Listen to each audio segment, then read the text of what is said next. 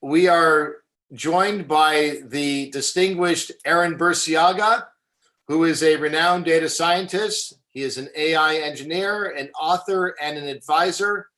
He's also an all-around good guy. So not only is he brilliant, he is here to shed some light on some very important topics for you. So Aaron, without any further ado, I'd like to say thank you very much for joining us. Great. Hey, I'm really happy to be here, and everybody can hear me, correct? I'll assume that if Jake says yes, that's a yes.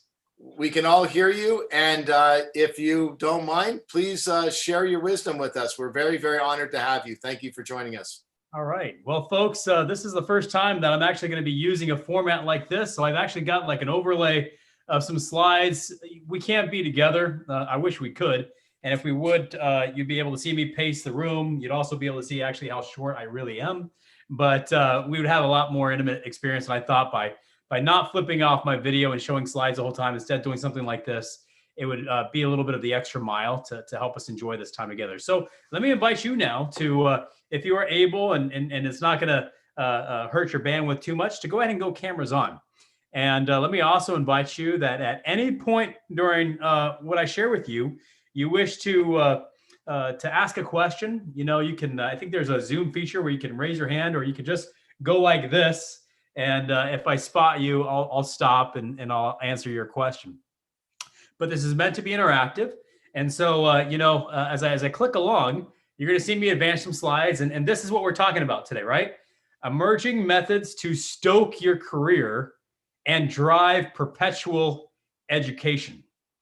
So really tonight, I am about motivating you and equipping you with a few things to think about as you go about your day, while you're on your run, while you're on your walk, while you're washing your hair, while you're doing your exercise.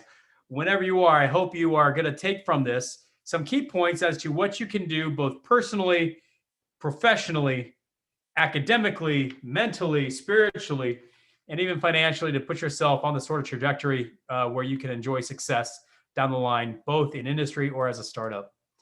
But first off, I really want to thank Jake Wachtel, Bill Aoun, and Ajit Das for inviting me, Grace for helping pull all this together, and also ITU for inviting me and also giving you the opportunity to come together and listen to folks like me that don't intend to be blowhards, but look to share with all of you wisdom, knowledge. I was sharing with Jake and Bill prior to the start of the call. I believe I have fewer years ahead of me in the workforce than I do behind me. You all who are beginning your journey, I'm looking to really equip you to go further and faster than I have for the sake of our national and global economy, prosperity, and security. So I am counting on you.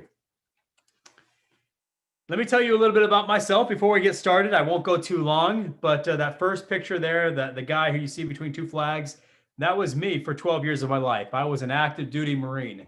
I graduated from the Naval Academy, got my degrees in engineering, political science, and Spanish, and then went into the Marine Corps wanting to really have a leadership experience. And it was there that I got inspired to actually not just go out and use my tools and my skills to be an infantry officer, but I decided to be a logistics officer. And so my career took its first turn, an unexpected turn right there in Quantico, when I decided that I wanted to apply what I learned at the Naval Academy to solve puzzles, logistics puzzles. And I got a chance to do that because, as you know, the war in Iraq was happening, and I deployed my battalion to and back from Fallujah at a time when it was pretty warm out there, 2003 and 2004. So having come back, the Marine Corps told me that, Aaron, you have been doing something called operations research. I really didn't know what that was. And so they sent me to get my degree. I got my degree in OR, came back and did things through the Pentagon and up through Accenture, Booz Allen, my own startups, HCL, and now ECS. We'll talk more about that in a second. Second thing that defines me, and probably most importantly, is I'm a father. And I imagine some of you might have your own families or are thinking about starting your families. Please do. It's such a great gift, not only back to yourself, but to the world. So I have 3 daughters. Every good Marine deserves 3 daughters to soften him out. And they have done that. And I absolutely love them. They just don't make me soft. One of them, my youngest, was actually outside in the backyard today, helping me split some wood. And I wouldn't advise letting a 6-year-old pick up an axe, but she was right there with me, splitting some wood for our fires this wintertime. So I love being a father. And that's actually her right there. That's Carly. And then last, I'm also now an executive or a senior director at ECS. I have held positions as a CTO at a startup, co-founder and CEO at a startup, have been a vice president of analytics and AI at Booz Allen Hamilton, and was the global operations director at both HCL and Accenture, and set up a $1 billion platform for Accenture called AIP. But that's me. So Marine, father, and a math guy who has been in industry and looking to share some ideas with you. Today, we're really getting together when we talk about methods and tips to really stoke your career and drive perpetual education. It really boils down to, how do I succeed, right? Would everyone agree? You guys are on the call today. You guys are learning from Jake and Bill and Ajit to be successful. Is anybody on this call today to not be successful? I didn't think I'd see any hands go up. If you are on this call to be successful, wave your hands like this. Is everyone on the call today to be successful? Wave your hands. Let me see. Yes? All right. So lean forward, because I've got the answer. Ready? Here's the answer for how to be successful. The answer is 42. Has anyone watched or read Hitchhiker's Guide to the Galaxy? So in the Hitchhiker's Guide to the Galaxy, there's the question, what is the meaning of life? And these aliens finally compute, and they give the answer back, and they say, the answer is 42. And everybody's really disappointed, because that makes no sense. You know, for such a complex answer on how to be successful, how to stoke your career, please don't think that the answer is 42. And please don't think that I'm going to whisper in your ear and say, it's machine learning with quantum adiabatic computers with monkeys in space. That's not the answer. Nor should you believe the hype cycle of anything like that. Such a sincere question, how do I be successful, deserves a sincere answer. And so we're going to take our time tonight to go through sincere answers and to kind of like help you open your mind to that. One of my favorite quotes of all time. The electric light did not come from continuous improvement of candles. Thomas Edison didn't take a piece of wax and plug in a wire and boof, there was the candle. It came through lots of experimentation, a lot of failure, and then finally it worked. You and your education journey, you and your career journey is going to come with, and it's going to be necessary to have a lot of failure. But that moment where you create your career of a light bulb, when you have that breakthrough, is going to come through failing a lot of times and getting back up and finally coming out on top. And we're going to talk about some tips that I have for you as to what you can do both personally and professionally to get there. I'm actually going to start with these two words. And this is the first time that I'm going to ask you to come off mute, please. So when I say these two words, economy and culture, what comes to mind, especially on a day like today, a pretty historic day in the US? What comes to your mind when I say economy and culture? Is it Suhas? Yeah. What comes to your mind with economy and culture? Or pick one of those words.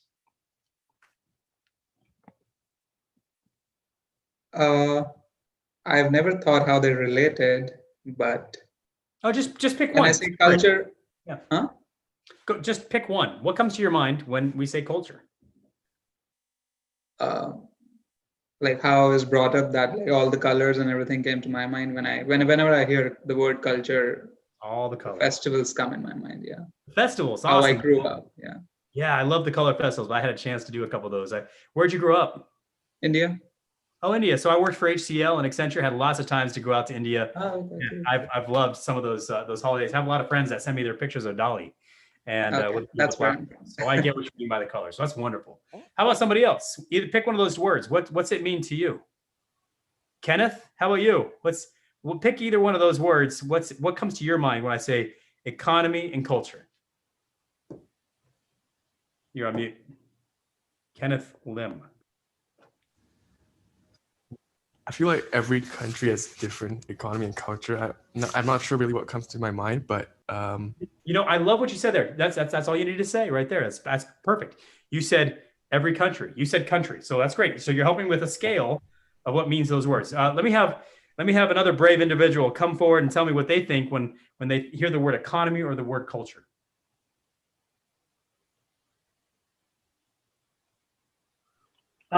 Money and ethics. Money and ethics. That's great. I love that. Okay. That's what comes to my mind. I love that. All right. So we've had 3 male respondents. I need one female or more. So Elise or a Bahar, or help me with some Monica. I think that would be something that can define each individual. That's, you know what? Who was that? Is that Angela? Angela, Yeah. you stole my punchline. Brilliant. But that's Thank exactly you. right. The one thing I want you guys to think about, and probably if anything you take away from today's lecture, is this. Yes, like the other people said, economy and culture, we think about countries and colors and everything on earth. Also, think about your economy. Think about your culture. What are you going to do to change your personal account, both your financial account, your talent account, your physical account, your spiritual account? What are you doing? What are you putting in your bank daily to change your account?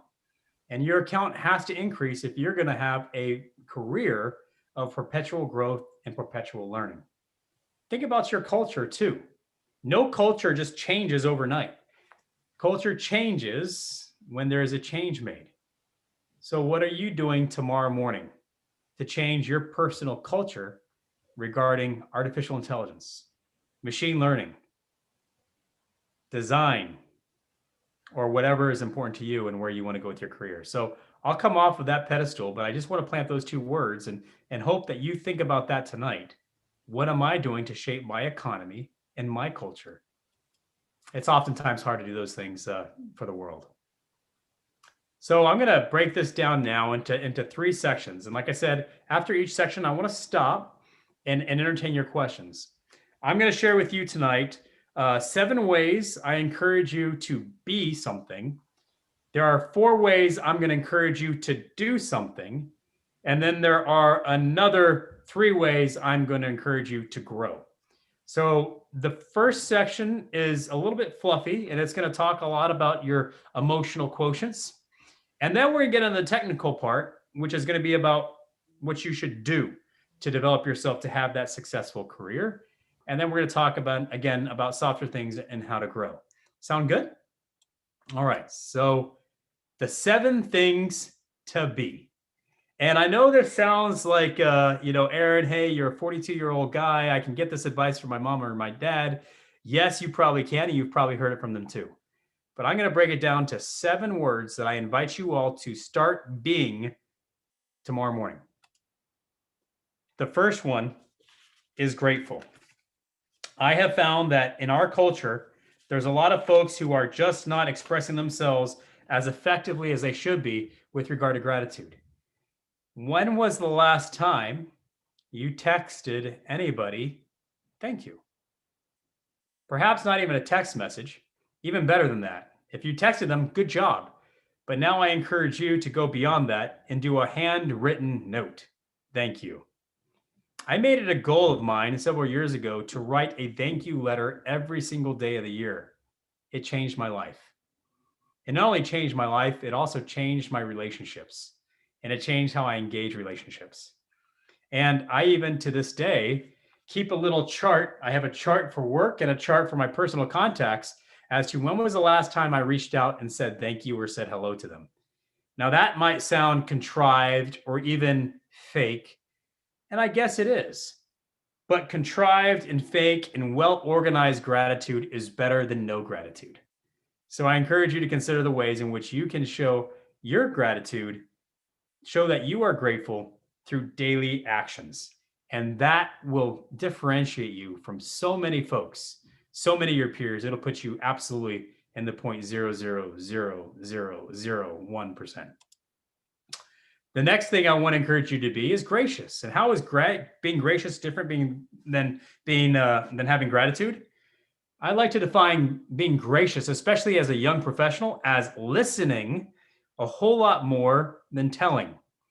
You've heard the old adage, you've got 2 ears and 1 mouth. Let your actions be proportional. I really think that is true. I also think another way to be gracious is, really relevant to today, is being open-minded, being flexible, with how the world turns and how the US turns, or perhaps politics and everything else, be open-minded. Don't be accusatory. Say thank you. Listen to other people's opinions, and not be stiff-necked. That is a great way to be gracious. The next B, the third B, is smart. And it's not just being born smart. It's about how you make yourself smart. And there are three quotients that I believe exist to making somebody smart. They are these three. There is, and you have heard, IQ, intellectual quotient. I don't need to define that for you. And you probably have taken some tests that say what's your IQ. The second one is EQ. And you guys have heard of emotional quotient. And some of you might have been told you're really low on your EQ. And perhaps other people have told you that you're amazing. The third quotient that you need to have to be smart in the way that's going to be critical to your career is AQ. Has anybody heard and know what AQ stands for? Adaptability quotient. What's your adaptability quotient? What's your ability to semper gumby, always flexible, being able to pivot and shift and grow with how the digital universe or how your work is requiring you to pivot and grow? I spoke with Jake earlier. He was a reporter and now he's a professor and he's teaching all these. He has pivoted. His adaptability quotient has led to his success in life. Also based on his EQ, also based on his IQ. So if you want to do a good assessment with yourself tonight, why don't you say, where am I AQ, IQ, EQ wise, and where do I want to be, and what can I do to get there? Next up, be productive. With I've hired over 5,000 people in my lifetime. And of all the folks I've hired, some of the challenges that I've had with some of the youngest employees I've had is that they're just not productive. They're not industrious enough, right? They have a lot of ideas. They're really excitable. They want to tell me about the books that they've read. But when I ask them to give me a product, it's slow in coming. To differentiate yourself right out of the gates, absolutely look to seal the deal on the projects that you've been given. Be early. Don't be on time and don't be late. Be productive. Be defined as industrious. And I have just three more here. Be fit. When I prepare the briefs and the papers and the books and the chapters that I write, do you know when I do them? It's when I'm running. I run with my phone, and I think my neighbors probably think I'm crazy because I'm listening to books on tape and I'm like thumbing notes to myself. The outline for today came during several runs. Being fit is how I keep my mind fresh and open. It's the time when I'm talking to myself. So it doesn't mean you have to run. It doesn't mean you have to lift. There's a lot of ways to do yoga or to do meditation, but I encourage you to be fit in 4 categories. Consider your fitness in terms of your social fitness, your intellectual fitness, your physical fitness, and your spiritual fitness, and make a plan and complete the plan and complete that plan to get to where you want to be physically. Last 2. Be present. Oh my goodness. Has this ever been hard in a time like COVID? Thank you for turning your cameras on. Thank you for making contact and writing notes. That, my friends, is such a critical way to be present, especially in times like these, having your camera on and taking notes. Since I've joined my new company and even at my old company, I basically have said, come to the meeting, have your camera on, or we'll see you at the next meeting. So the price of admission is cameras on. And I also encourage folks, and one of my newest employees just yesterday, 2 days ago, I gave him his first moleskin. Not so much as an invitation, but as a strong recommendation to be taking notes. So I hope you've got notes. I've got notes for speaking to you. Take notes, have your cameras on. That is how you can be present. And then when we're not in this COVID world and you're in class or you're in your first work setting, don't have your phone open. Don't take notes on your computer. Be present, paper and pen. The best way for a thought to go from your mind to your heart is through your hands. The last thing I want to encourage you to be is prepared. Be prepared. When you come to a meeting like this, think, I've read Burciaga's bio. This is the question I want to ask him if he gives me a chance. When you go to class, this is the chapter I read in advance of the class. These are the questions that I have. When you go to a meeting, This is the agenda, or perhaps this is the agenda that was given to me. And this is the question I'm going to ask at point 2 or point 3. Being prepared takes effort, but that's exactly what we're talking about here. We're talking about how you set yourself apart from everybody else.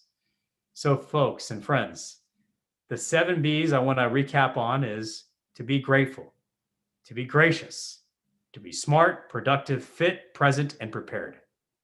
Whether you're a thespian or a data scientist, a political scientist or an engineer, these 7 B's work in almost any occupational field. But I want to tell you, they especially work in the technical fields, because too often people come to the technical field and think that they can live in mom and dad's basement and eat Cheetos all day and not comb their hair. Folks, that's going to limit your growth and your potential. If you can do these 7 things, you will not worry about your career taking off in the ways that it should. So I'm going to pause right here before we go on to the next section. And the next session will be a little bit more technical. I'm going to ask you if you have any questions about the 7 things I'm asking you to be.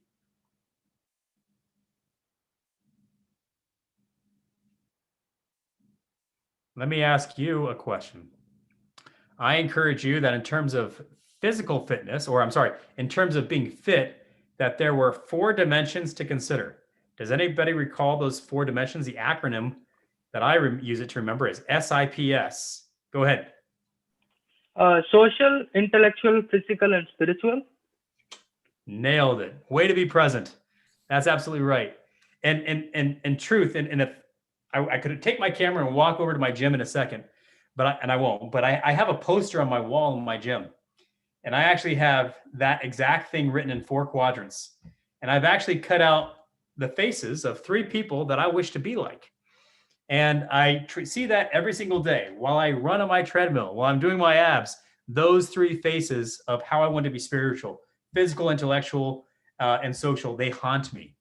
Elon Musk, Peter Thiel, Kobe Bryant, Arnold Schwarzenegger, Brené Brown, they're all up on my list of who I want to be like. And I encourage you to keep those present and find interesting ways to push yourself in that direction of fitness.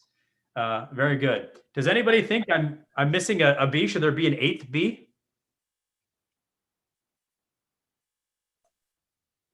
Or what? I have a question, Aaron, about your IQ, EQ, and AQ. When people are not reaching their full potential, is it their AQ? What is the thing that leads to the people not reaching their full potential of success in your mind? Yeah, I think people are not reaching their full success in their life when they are not aware that there is such a thing as EQ and AQ. Young professionals come in and I find them lacking AQ right off the bat. They went to school and they think that their job and they think that their role should be this, that, or the other. They need to be a little bit more adaptable and easy to adjust. But then I think they fail to develop the sort of EQ that helps them navigate the workplace really effectively and understand how they should manage both up and down and maintain relationships. And what's interesting is if you heard me talk earlier about being grateful and showing and being gracious, if you do those things, they also help you develop that AQ, EQ, IQ. Writing a thank you letter daily, as I did years ago, helped me explode in my EQ. It helped me pause daily for even just 3 minutes while I wrote that simple thank you note and have a little bit of empathy, which is really a key word that goes into being having a high emotional quotient. And who knows the difference between empathy and sympathy? Can anyone tell me? Oh, go ahead, please. So sympathy is feeling for another person that is in a sad situation. Empathy is the feeling where you are also in that situation and you feel that the other person is also suffering along with you, like the same situation that you are in. That's empathy. And then sympathy is like you don't know how the other person is exactly in that situation, but you are feeling sad for him. Yeah, it's a difference between feeling sad for somebody and feeling sad with somebody. And that just blows the EQ off the charts. So yeah, Jake, I think it's oftentimes the AQ and the EQ that's missing. You guys wouldn't be here on this call, and you wouldn't be able to get your first job in the first order if you didn't have an IQ. Congratulations, you already passed that bar. That's the easy bar. It's the AQ and the EQ that takes practice. It takes discipline. And you know what? If anybody wants to take me up on the challenge, I dare you. I dare you to write a thank you letter every day, or even a thank you text if you can't afford the postage every day for the next year. And then let me know how it changed your life. And when you're writing the thank you letter, it's to somebody specific, or? Yep, it's to somebody specific, and these aren't the cards that I have, but I have little stationery. It's like a 4x6. It's one side only, so and it's pretty short. It has to be short, and I keep them at work. I keep them at home. I even have them in my suitcase so that if I'm on a plane or if I'm on a bus, I can pull it out. If I've not got done, I use this exact pen. It's a nice little felt black pen, and I write it. So I can't write too small. It's like three sentences. And I put in the email, I put it in the mail, and I send it off. And you know, having a pen and a personalized stationery that says thank you, that means a lot. I remember when I was at the Naval Academy, and I put on a Boy Scout jamboree, and John Allen, who was a colonel at that time, he's now a general. He's actually the reason why I went to the Marine Corps, and it might have been because of this. I got back to my desk after having spent an exhausting day. And I remember having John Allen out there to help us lead the Pledge of Allegiance. And on my desk was a small 4x6 card with, you know, his rank on it and signed Burciaga, something along the lines of Burciaga, really excellent job. You motivated me today, signed Colonel John Allen. That meant the world to me. And it might even be the reason, now that I think back on it, as to why I followed him so enthusiastically into the Marine Corps. You'd be surprised what a thank you card can do. You'd be surprised at how it can help you in your career, how it can help you with your client. I remember when I resigned from HCL recently to join ECS, one of my clients was kind of devastated about it. I sent him a handwritten note, and I haven't heard back from him, but I can imagine that my handwritten note to him meant a lot as I was moving on. And I do know through another channel that he's interested in working with me in another capacity, another way someday. And I bet you it's not because of that thank you note, but it had something to do with it. You'll thank me later. So those are the 7 Bs. We could go long, but let's get a little bit more technical, okay? Because I know I have a question. So you posted 7 Bs, and then you asked if we missed something. Yeah, Could please. I actually ask you, what about be positive? Yeah. You know, that's a great one. I agree. I think be positive. My grandpa used to sing me a song every day of my life growing up about thinking positive and believing I can. Absolutely. I think that's a great one. Thank you. I'm gonna think about that during my run, and it might become the 8 Bs. If you do, you'll have to take me to court and require some gratuity or something. Very good. Social credit. There you go. Thank you. Why don't you take a screenshot and tweet that out? Say, here's the 8th B. Ready? Go. All right. Good. All right, rolling on, guys. Let's go on to something about 4 things you can do. So remember, I said there are 7 things you can be, and there are 4 things you can do. Now, I've got my note cards here because I wanted to make sure I don't miss some key points. Now, I'm not going to get technical. I'm not going to show you any equations, but I'm going to tell you things to ask Bill, to ask Jake, to ask Ajit, to ask, YouTube and the internet. How do I get smart on these things? But I'm going to characterize them in terms of 4 things that are pretty blue collar. So you might see some things I've published or times I've talked about in a book coming soon on blue collar AI. And I think the world of white collar AI is far, far behind us.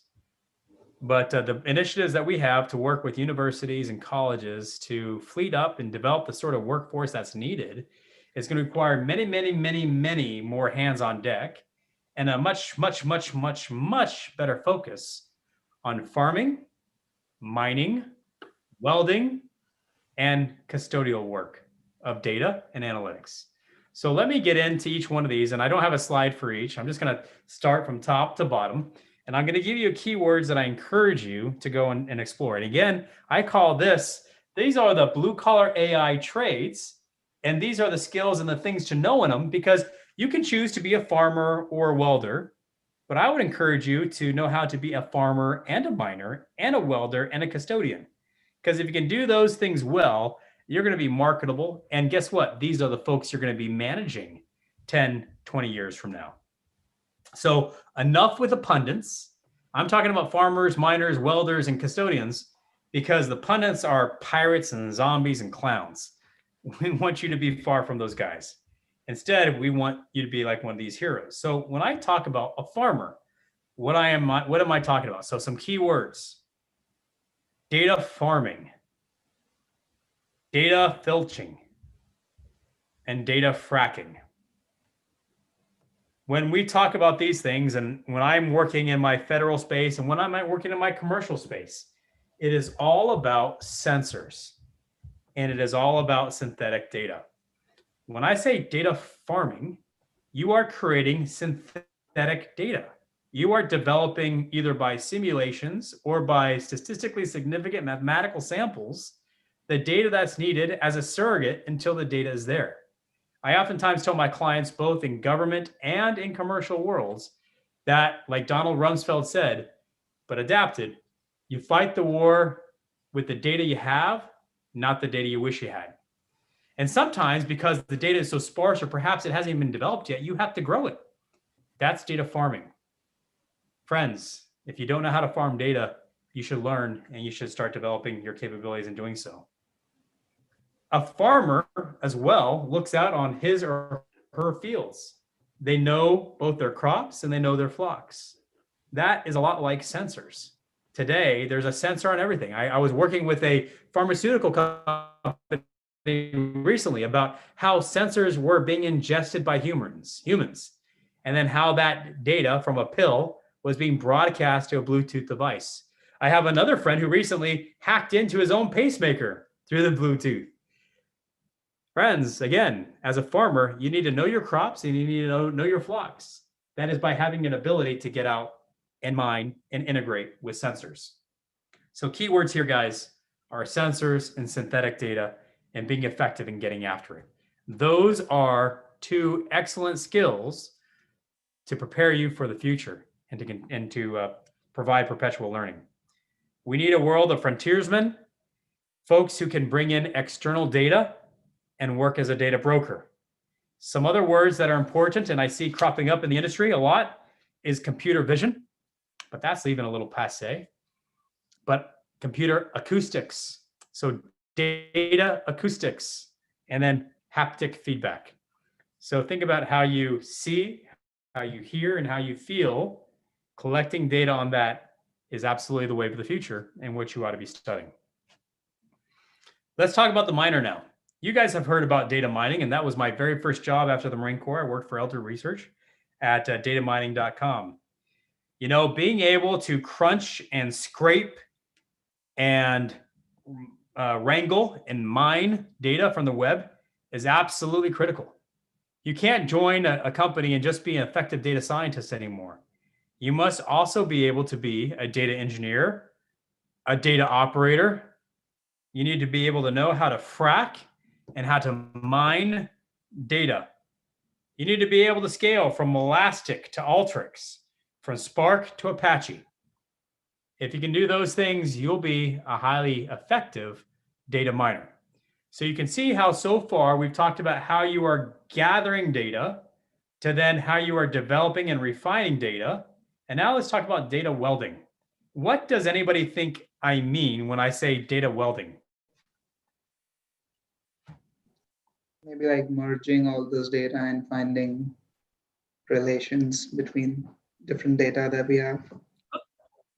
I mean, I'm just going with the literal meaning of welding. I mean, no, that's good.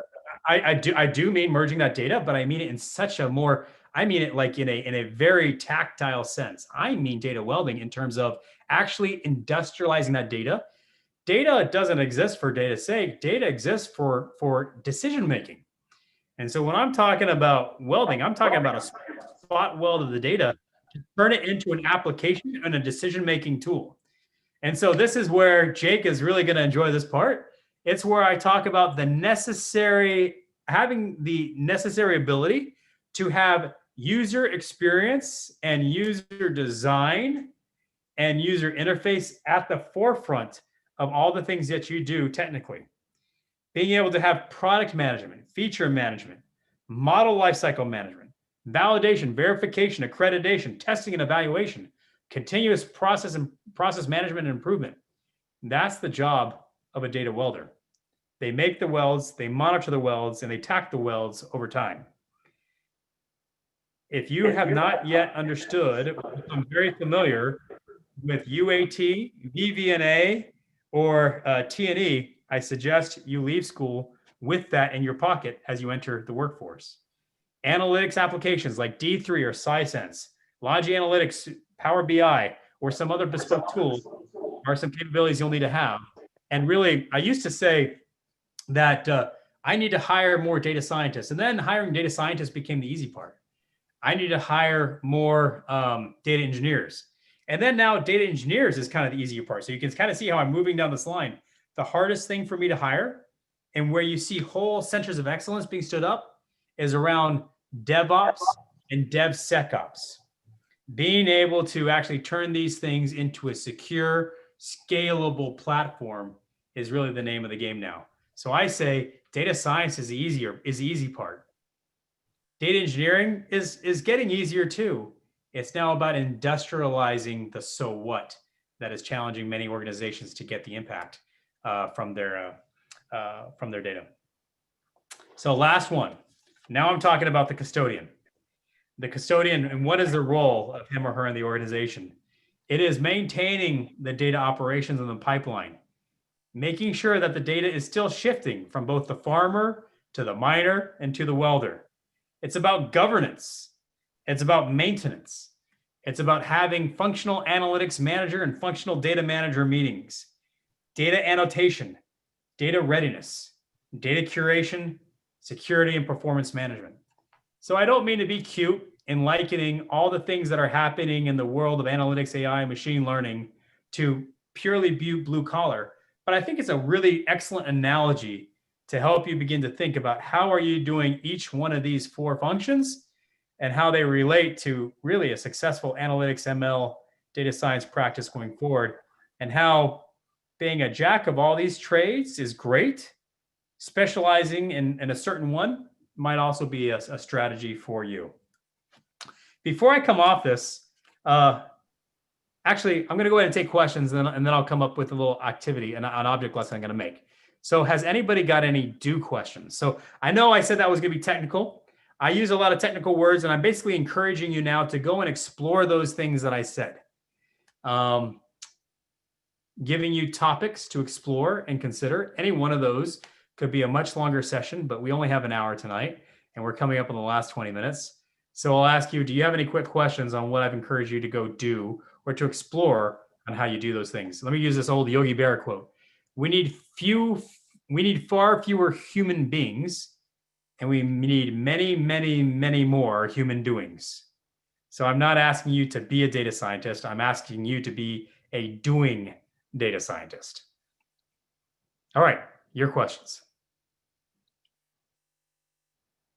I have a question. Please. Yeah, so you mentioned those four do's, but how do you look at like the integrating part, like the ability to integrating the informations or data from different perspectives? And yeah, that's interesting. Yeah, that's great. You know, I've stood up. I just this last month, I stood up a whole office at one of a very important clients of ours called Data Operations. And I would liken the activities happening in data operations to something along the lines of the custodial job that I mentioned.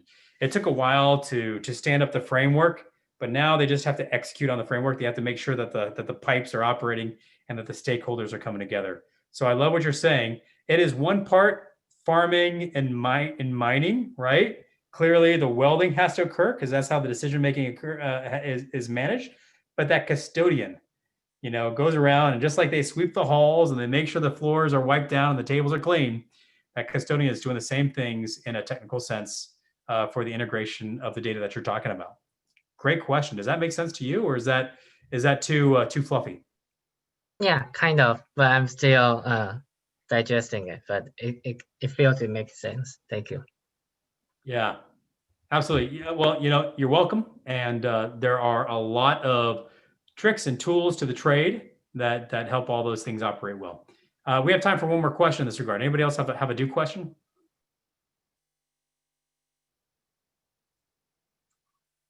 All right. Well, I do want to, I talked a lot about UX, UI, and design, and I actually went to the store to pick up this. Let me ask you, what do Oreos have anything to do with data welding?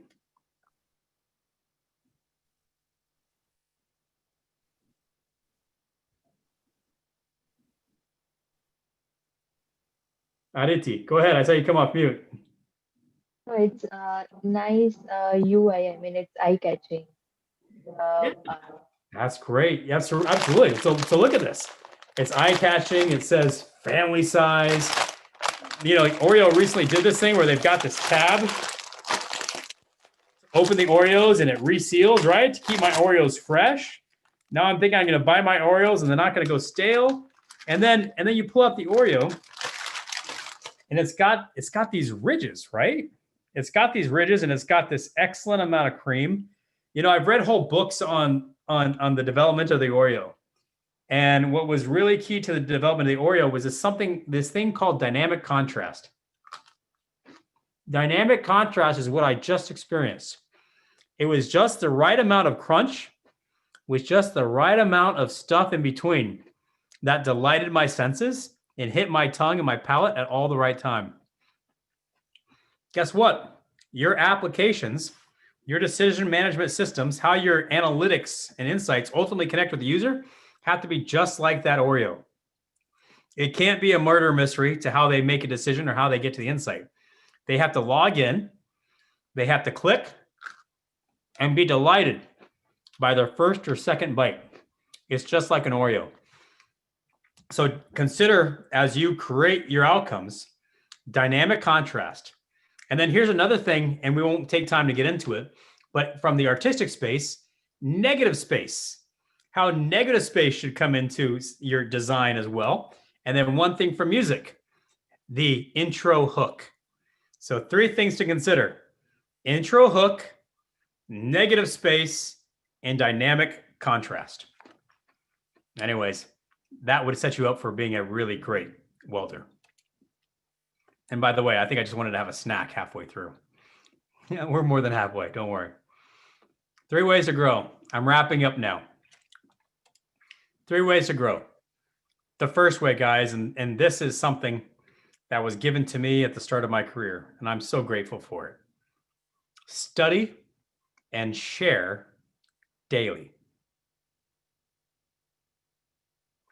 When I prepared for today, and oftentimes when I prepared for other keynotes, and I've even been writing in journals, I sometimes go back to my Twitter handle and I'll scroll back 5 years ago, and because I remember I said something that was relevant. And guess what? Twitter really is just a great catalog for my thoughts.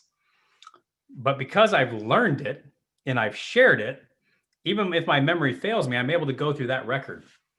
But Albert Einstein said, if you can't explain something simply, you don't understand it well enough, or something like that. Folks, the goal that I have in tweeting daily, except for Saturdays and Sundays, so I tweet 5 days a week, is a great goal for me to get online, find something interesting, synthesize it, and put it out to my network. It's a way for me to share and help other people grow. And it's a way to demonstrate that I have synthesized it well enough and I've mastered it. Now, I'll be honest, sometimes I go online and I find nothing that's interesting. Then that gives me a great opportunity to share an original thought or some petty quote that I've just recently developed. I think I should probably tweet about dynamic contrast coming up really soon. So first tip is study and share daily. Number 2 is to choose and follow a few good mentors. So here are 4 Twitter handles. I know not everyone's a twit, but if you are, Kirk Bourne is one of the #1 influencers with regard to analytics and AI, and a good, dear personal friend. Robot Smarts, Aya, she is an amazing thought leader, especially when it comes to robotics and the application of AI. I suggest you follow her. Bill Franks, I'd be remiss if I didn't include him. He was my very first mentor in the data science space and has written some really fantastic books. And then that's my Twitter handle at the bottom. And I don't tweet 100 times a day. I don't tweet about personal things. I tweet one really good thing a day about data science, and I challenge you. I invite you to read it, just like I read what Kirk puts out, what Aya puts out, and what Bill puts out. And in addition to just following people on LinkedIn and Twitter and whatever have you, choose a good mentor and ask him or her to take some time with you monthly or quarterly to just check in. You all need to have a board for yourself. Who are the 2 or 3 people that you're going to go to and say, I'm about to make a decision, coach me here? And I think you'd be really surprised at the seasoned folks in life like Bill and Jake who would love to spend just 15 minutes with you every so often to help you consider and shape a decision you're about to take.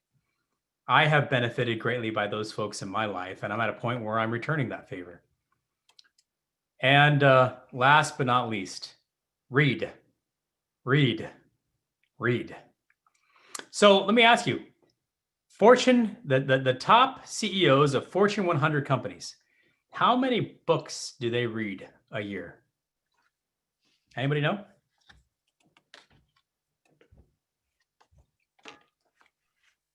Anyone want to take a guess? From 50 to 60? Yeah, it's 60 books. The CEO of the average CEO of a Fortune 100 company reads 60 books a year. How many books does the average American read? Was it 5? I forgot the exact 1. number. It's 1 every 3 years. The average American reads 1 book every 3 years. So, there's a great quote that I was reminded of the other day is, the man or woman who reads, the person who doesn't read has no advantage over the person who doesn't know how to read. Let me say that again. The person who doesn't read has no advantage over the person who can't read. Now, let me flip that into a data science term because I shared this with somebody else the other day too. The person who doesn't code has no advantage over the person who can't code. And you can apply that to almost everything else. But that's really, I think, pretty profound. So folks, I made it a personal goal, and I had a mentee the other day, and I challenged him to read 12 books this year. And then I said, next year, make it 24, and then 48, and in 4 years, you'll be up to 60 or so. So if you're not yet reading books at a pretty good clip, consider at what clip can you begin? And it's a great art. I love collecting them. I'm a little bit of a book hoarder, and it's meant all the difference to me in my life. I couldn't have the ideas that I have without getting the insights from other folks. Malcolm Gladwell. Does anybody know who Malcolm Gladwell is? Give me a book that he wrote. Anybody? What the Dog Saw, Tipping Point, Outliers. Yeah, great author. Malcolm Gladwell says that he gets his ideas for his literature by reading books of all genre. So I encourage you to get out there and read books of all genre. My daughter's been telling me I need to read Harry Potter, so I'll probably put that on my list. But here's 3 books that I recommend to you. And they're not super technical, but I've enjoyed them recently, and I have a much longer reading list. But Prediction Machines was a recent and fun, good book to elevate my mind as to where else predictions can go. Sense and Respond, I bet you Jake's read that one, a great book on design. And then this one, I have come to love this author. He wrote another great book called Being Mortal, but Atul Gawande on the Checklist Manifesto. He's a surgeon, and he writes about how checklists are important for surgeons and pilots. But guess what? Checklists are important for data professionals too. And I'm collaborating with someone on that point as well. So I suggest you read those 3 books. So let me ask you if you have some questions regarding how to grow.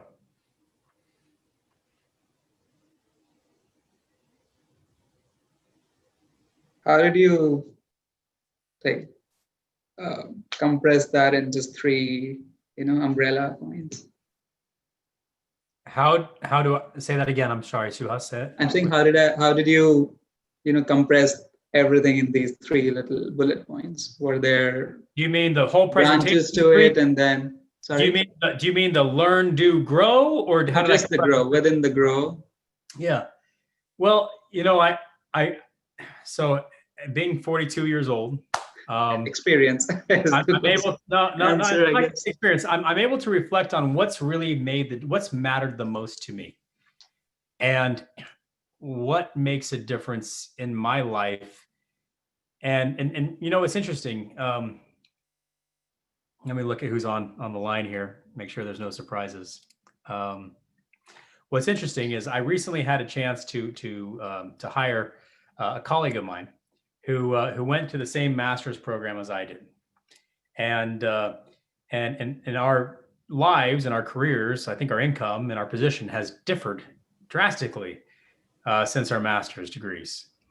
And one of the things that I think has differentiated us was the fact that since graduating, I have studied and shared daily.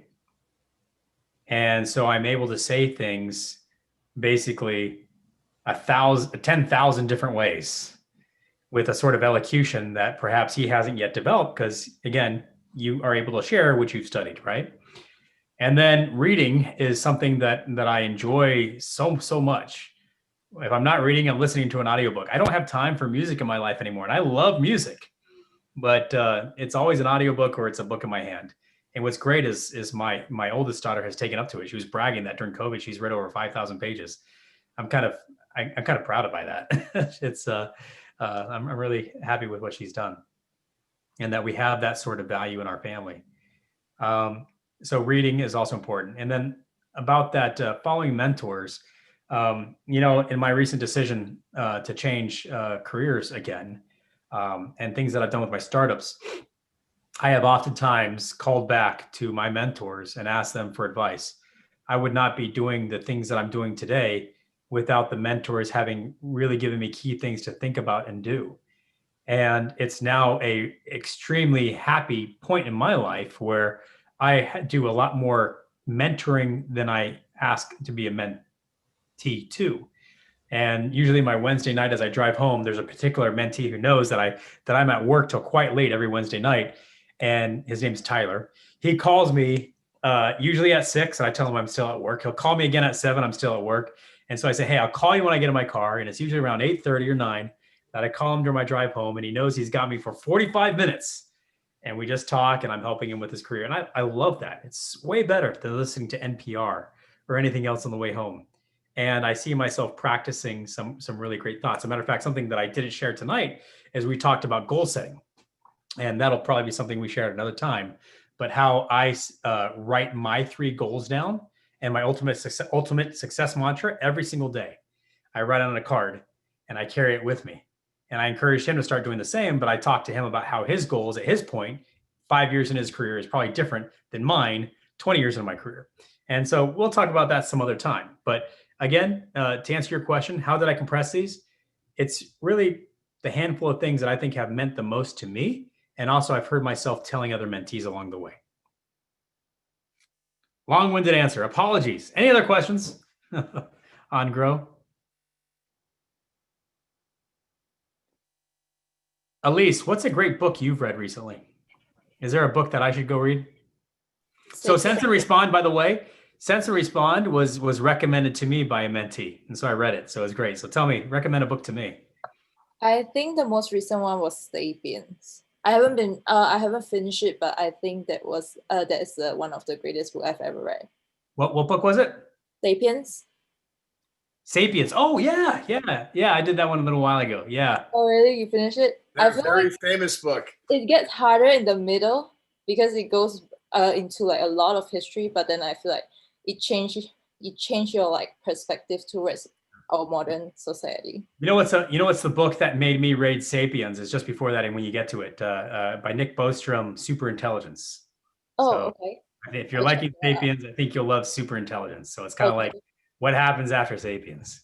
Oh, okay. Thanks for the recommendation. Yeah, it's a big one. You'll like it though. Okay, thanks. Angela, looks like you came off mute for a second. Did you have something? Yeah, I was because for the amount of books that you read, I'm just interested to know that is there any way for you to organize all of these information that you get? Yeah, so here's the way I do it.